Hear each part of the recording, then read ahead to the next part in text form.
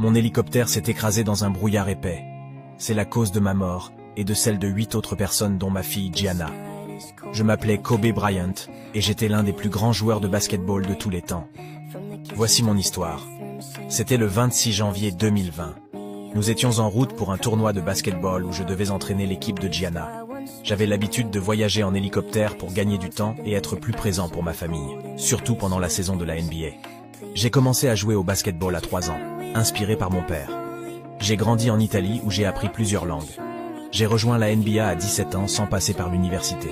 J'ai joué 20 ans pour les Lakers, remportant 5 titres, 2 médailles d'or olympiques et devenant le 4e meilleur marqueur de l'histoire. J'ai aussi écrit un livre et un court-métrage animé sur ma passion pour le basketball qui m'a valu un Oscar. J'étais surnommé Black Mamba, car je me comparais à un serpent rapide et féroce. Je voulais être le meilleur joueur possible et je n'avais peur de rien. J'étais un leader, un mentor et une source d'inspiration pour beaucoup. J'étais aussi un père aimant et un mari fidèle. J'avais 4 filles, dont Gianna, qui partageait mon amour pour le basketball. Je voulais lui transmettre mon héritage et la soutenir dans ses projets. Nous étions très proches. Ma vie n'a pas été facile. J'ai connu des blessures graves qui ont affecté ma santé.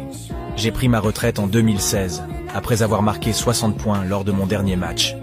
Ma mort a été un choc pour le monde entier. Des hommages ont afflué de partout, saluant ma légende et mon influence. Ma femme Vanessa a prononcé un discours émouvant lors d'une cérémonie en notre honneur.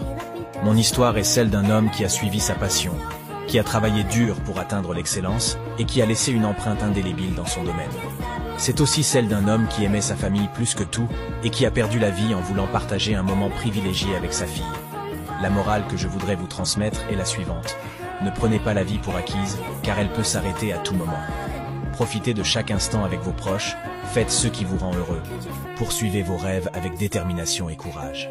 Soyez reconnaissants pour ce que vous avez et pour ceux qui vous soutiennent. Je vous dis au revoir avec ces mots que j'ai prononcés lors de mon dernier match. Mamba out.